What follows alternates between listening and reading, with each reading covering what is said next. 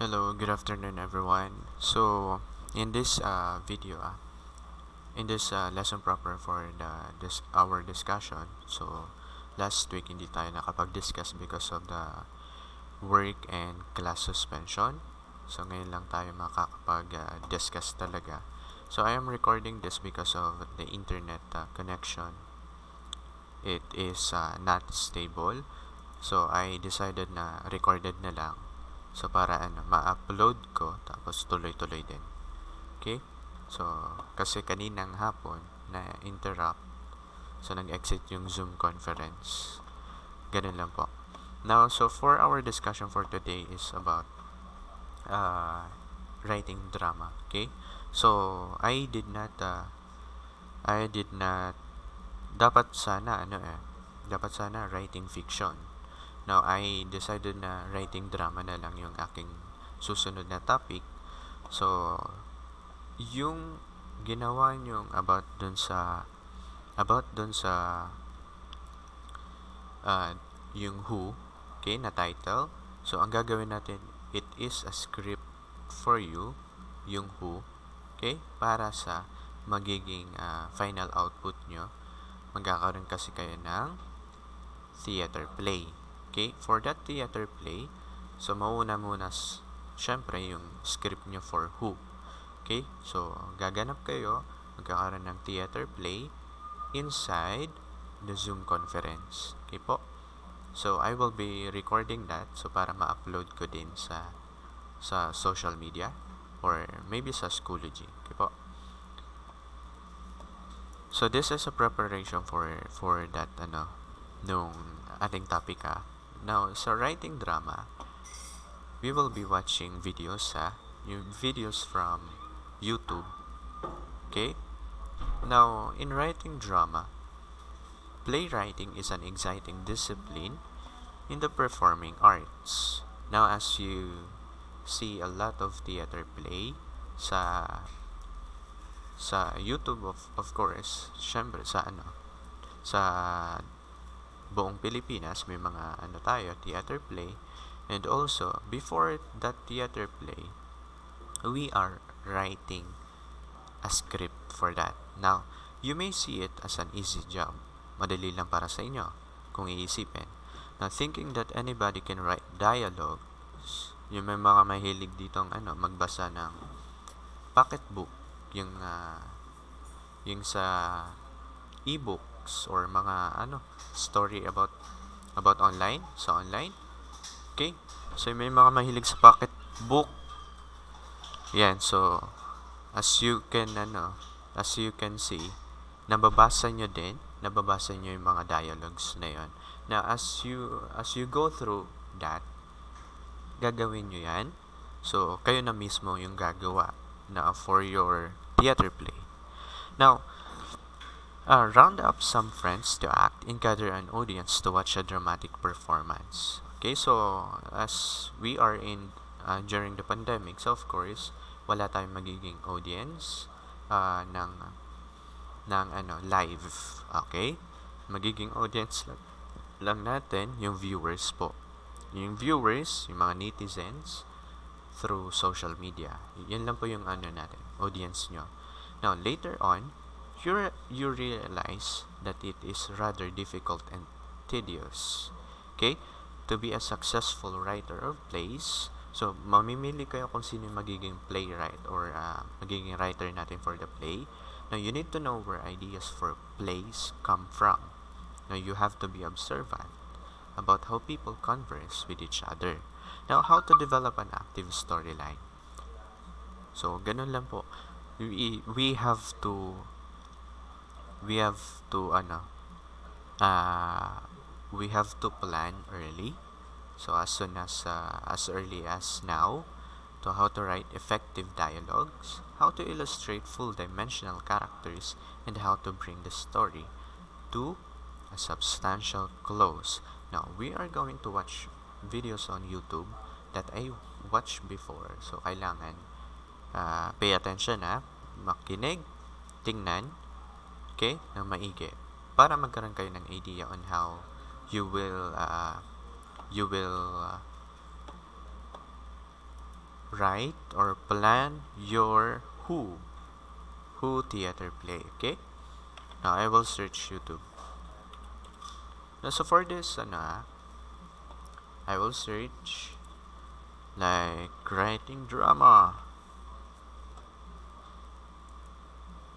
Now so for the writing drama, so we're going to watch for this how to make your writing suspenseful. Now so for when we say suspenseful, ito yung na-excite ka na, kinakabahan ka na sobrang galit ka or something like that, na nakaka-suspense, nakaka-excite, yung it makes your heart beat, okay? Now, let's watch this.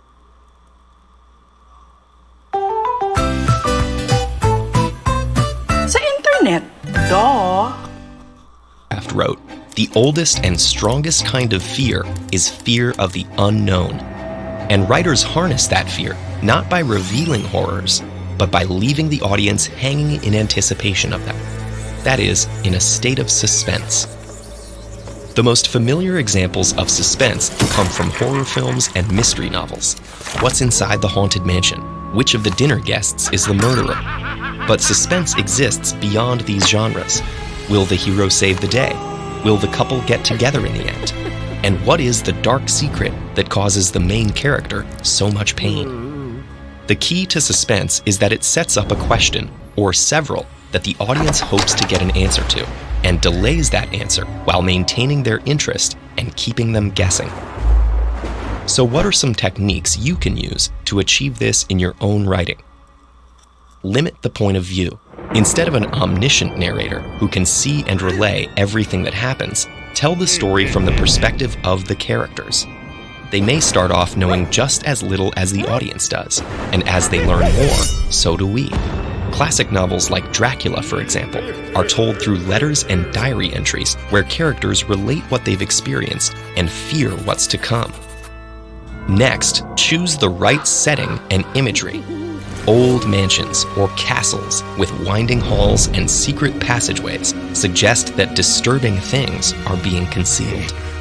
Nighttime fog and storms all play similar roles in limiting visibility and restricting characters' movements.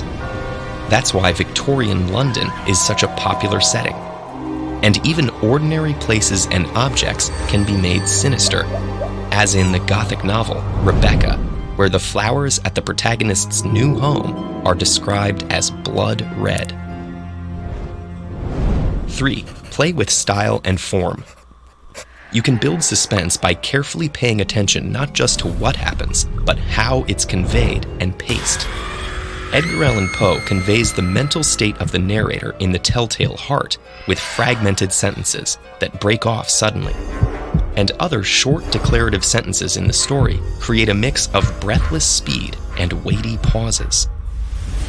On the screen, Alfred Hitchcock's cinematography is known for its use of extended silences and shots of staircases to create a feeling of discomfort. 4. Use dramatic irony. You can't just keep the audience in the dark forever. Sometimes, suspense is best served by revealing key parts of the big secret to the audience, but not to the characters. This is a technique known as dramatic irony, where the mystery becomes not what will happen, but when and how the characters will learn. In the classic play Oedipus Rex, the title character is unaware that he has killed his own father and married his mother. But the audience knows, and watching Oedipus gradually learn the truth provides the story with its agonizing climax. And finally, the cliffhanger. Beware of overusing this one. Some consider it a cheap and easy trick, but it's hard to deny its effectiveness. This is where a chapter, episode, volume, or season cuts off right before something crucial is revealed, or in the midst of a dangerous situation with a slim chance of hope. The wait, whether moments or years, makes us imagine possibilities about what could happen next, building extra suspense. The awful thing is almost always averted, creating a sense of closure and emotional release. But that doesn't stop us from worrying and wondering the next time the protagonists face near certain disaster. TED Ed is a nonprofit. Silences and shots of staircases to and weighty pauses Okay, so break ito, off suddenly, going back and other short declarative to the second with part. fragmented sentences that break. Edgar Allan Poe play with style and form. You can build suspense by carefully paying attention not just to what happens, but how it's conveyed and paced. Edgar Allan Poe conveys the mental state of the narrator in The Telltale Heart with fragmented sentences that break off suddenly. And other short declarative sentences in the story create a mix of breathless speed and weighty pauses.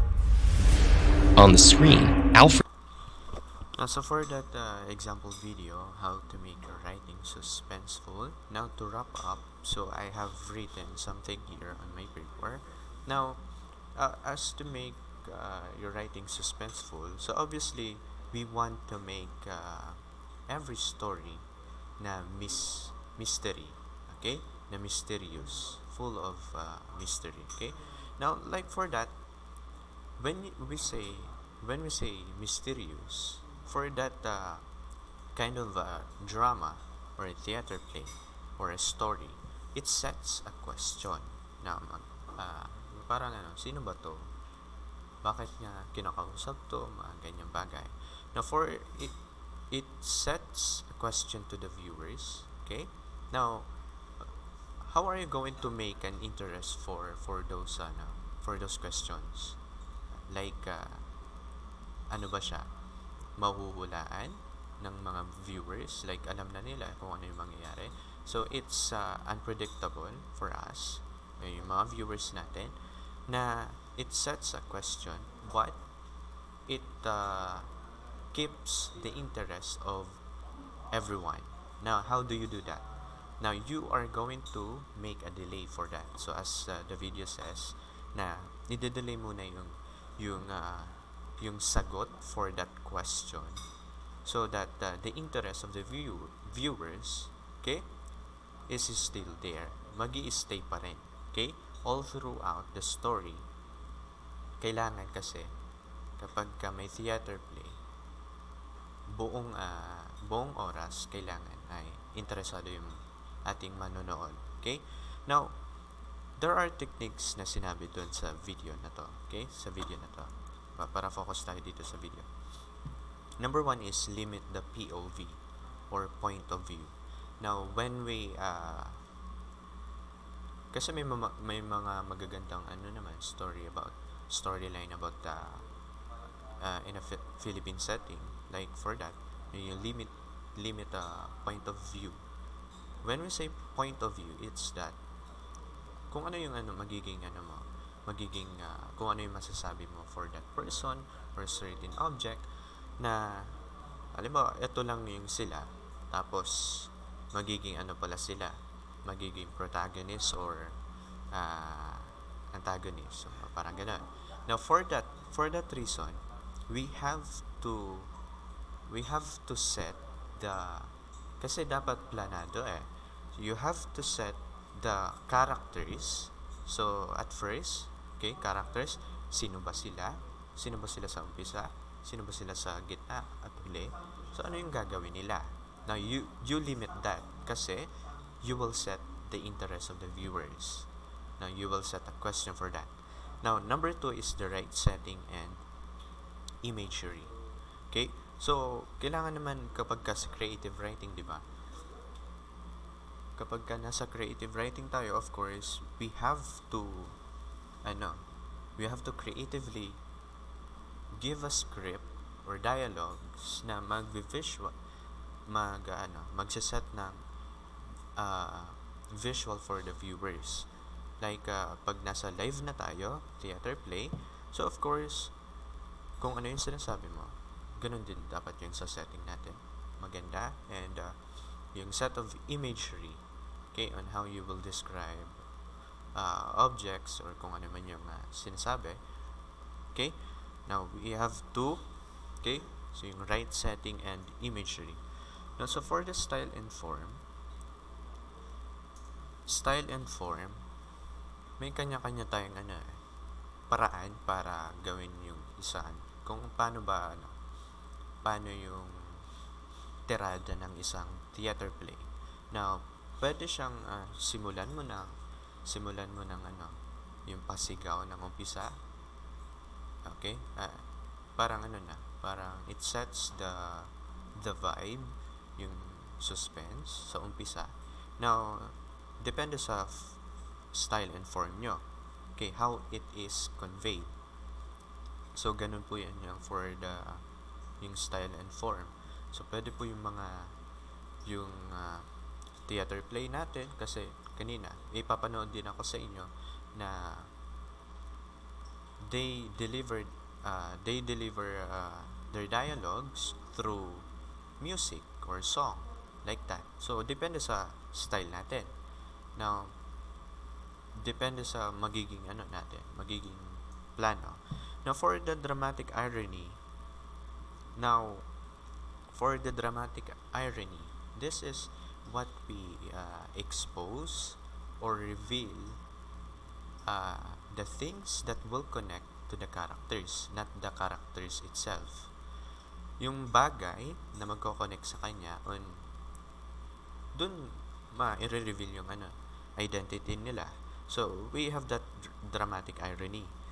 Now, paunti-unti, pwede siyang yung style nyo is mabagal lang, tapos mabilis, on how you are going to reveal the protagonist. Like, for example, now, and the last one is the cliffhanger. Okay, the cliffhanger is that this is the complex, parang, di ba, yung cliffhanger, bangin. Okay, now, depende sa pagkakahulog ng isang tao, for example, or isang object. For example, nahulog siya sa isang bangin. So, gaano ba kalalim yung bangin? Okay? So, obviously, we are talking about the weight of the emotions. Okay? The weight of the problems, the situation of the story. Ganun po 'yan. Now, we have kung gaano ba kabigat yung weight ng sa chapter, gaano ba kahaba, kalalim yung bangin na yon. Now, so we have the chapter, volume, weight, and the complex for that. So, ganun lang. Now,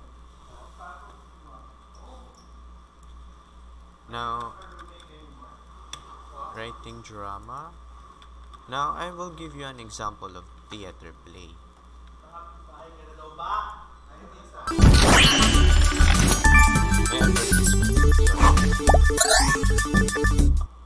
Magsalita pero tingnan ko nga kung mayroon kang anak na ganyan, paano na? Ang dagok, kuruta at sigawan sabay pampingot, di na mapigilan ang buot. Hindi ako natutuwang saktan siya. May mga libro tungkol sa pagdidisiplina. Mag-aaral pa ako, tambak na ngang trabaho. Masasayang lamang dyan ang oras ko. Sa simula'y papaluin. So, ganun lang po. Yung, as you can see, the style and form of the dramatic or theater play of yung theater online ng PETA, PTA, no? So, for this example is that makikita din natin, so theater play is a live drama. Now, as you can see, kailangan yung emotions ay bigay na bigay, depende sa sitwasyon. So, therefore, may mga rehearsals. So, kapag nagkulang ka sa rehearsals, so of course, yung ating magiging outcome ay pangit. Okay? Pangit yung ating outcome ng ating theater play. Now, as you can see here, na-rehearse talaga. Kasi ito, yung mga sumasayo. And the emotions are exerted. Now, yun yung mas mahirap na part for the theater play. Ganun po yan. Now, from writing a script, okay, and how you plan the setting, the characters. Tapos pagdating dito sa rehearsals of the theater play, and also yung paano mo i-deliver yung certain emotions from the certain or specific situation. Ganun po. So, ganun po kahirap yun. Now, as early as now, you will finish the script of WHO or WHO. So, you will make a plan kung sino yung magiging bida ng inyong theater play.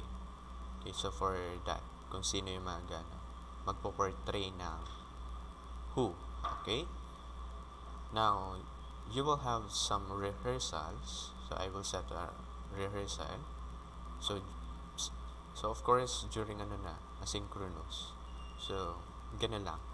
Now, mahabang proseso to. So, kailangan maging maayos po yung ating theater play soon pagkatapos ng ating semester. Okay? So, ganun lang. And, basahin po yung ating module. So, for now, wala pa pong activity akong ibibigay. So, for yung tapusin nyo lang yung WHO na script. Okay? So, all you need to do na kailangan may dialogues po or kayo magplano is one group lang tayo ha. So, one class, one group. Ganun lang. So, that's all for today. Bye-bye.